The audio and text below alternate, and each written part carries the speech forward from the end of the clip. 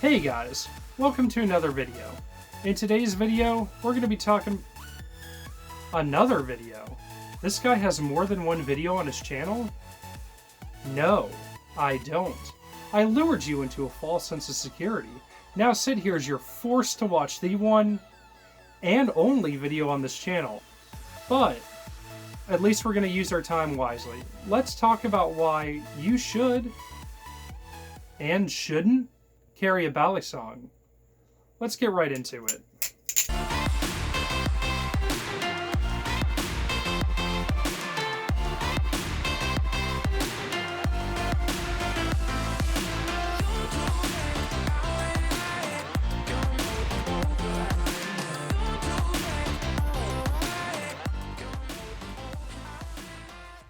This knife is long. Most of the Balisongs that are out there in the world are actually fairly long. If you look at the length of these two knives compared to something more that you would carry, like the Kershaw, this knife is going to be a decent bit longer, which actually really helps it in the pocket. See, when you're on the job and you have a knife in your pocket, these knives tend to sink down into your pocket and then get wedged sideways. That is why they include the latch right here. A latch, you just latch it onto your pocket and it'll stay at the top of your pocket, but then of course any phone that you slide in past your knife will get scraped. So it always just kind of sucks putting these into your pocket because you know they're just going to fall in there, get trapped, and then you got to yank it out like you're trying to pull out King Arthur's sword. It's just totally unpractical.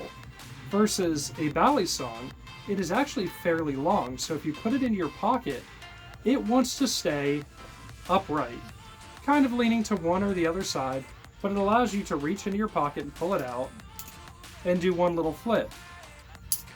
I just became second nature to having a latch.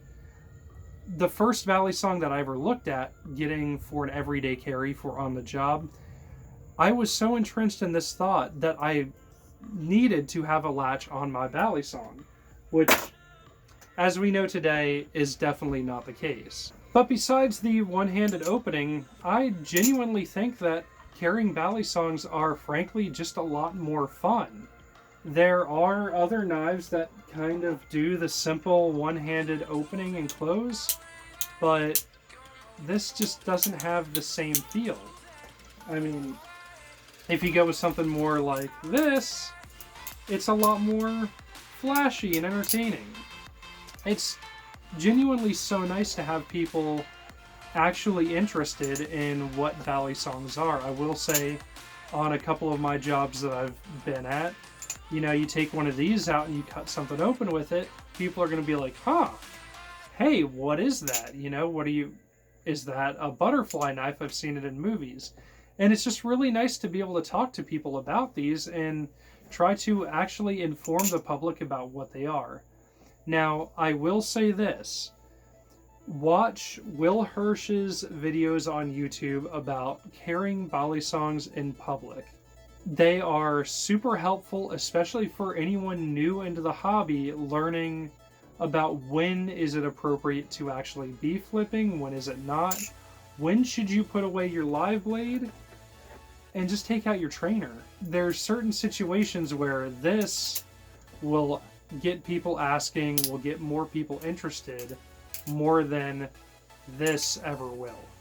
You have to understand that people, when they see you flipping a knife, they think, oh my gosh, that person's going to lose control of it.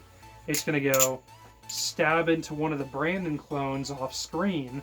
It's going to be really bad. But not a Brandon clone, their child. You know, if you're going to be on the job in a retail position, and you're going to be on the floor as a cash register, flipping one of these suckers around, I don't think you're going to get too many people feeling comfortable around you.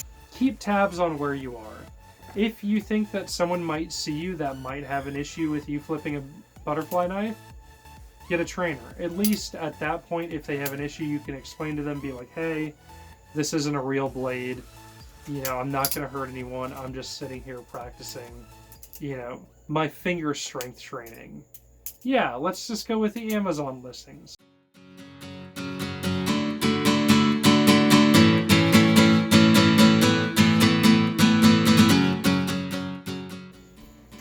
And lastly, about butterfly knives. One thing that I see commonly brought up when looking at like any comments on Instagram profiles or YouTube videos, anything that mentions EDC carrying and knives versus butterfly knives or anything like that, I usually see the same comparison done in all of these videos that are out there. People always end up being like, oh, so you shouldn't carry a Balisong because it's super expensive, and you should carry one of these because it's super cheap. Or you get people that say, oh my god, you should only carry a Balisong. These things are really high quality, they're built with great tolerances and amazing materials. You should never buy a folder. And quite frankly, both of those ideologies are just wrong. What a lot of people get wrong about it, though, is they don't compare apples to apples.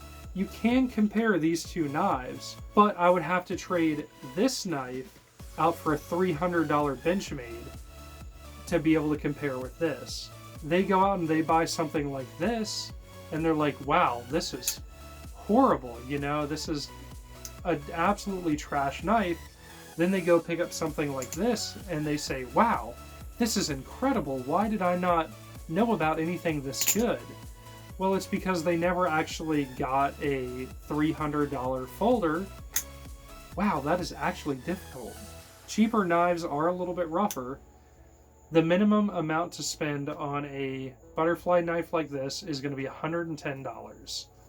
That is the price of the original Kershaw Lucha with the stainless steel handles, one of the two, some sort of steel handle. So if you're ever going to be comparing these knives, you have to compare like with like. Go out and find a $300 folder if you honestly are more attached to a folder than a butterfly knife, and you just hear people saying, wow, these butterfly knives are amazing, let me get one of those.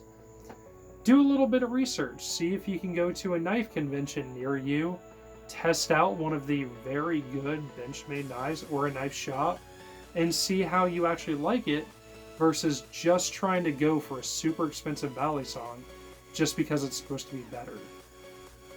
Do your research.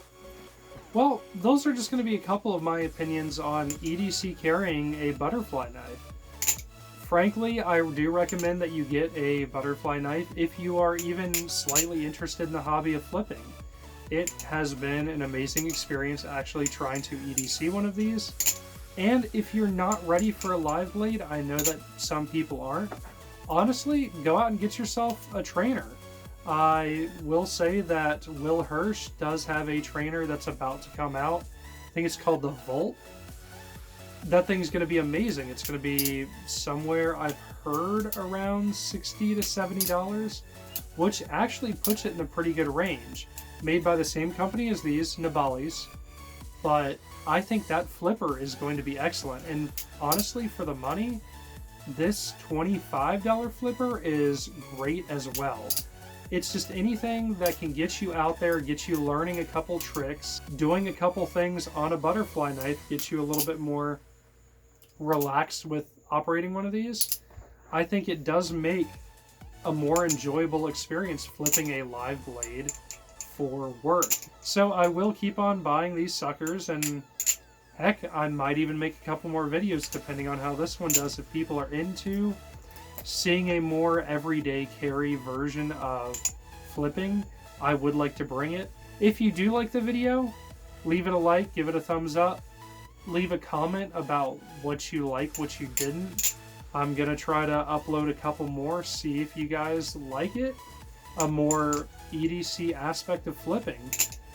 If you guys have any questions, drop them down below. I wish to hear what you have to say. Thank you all very much for watching. Take care and have a great evening.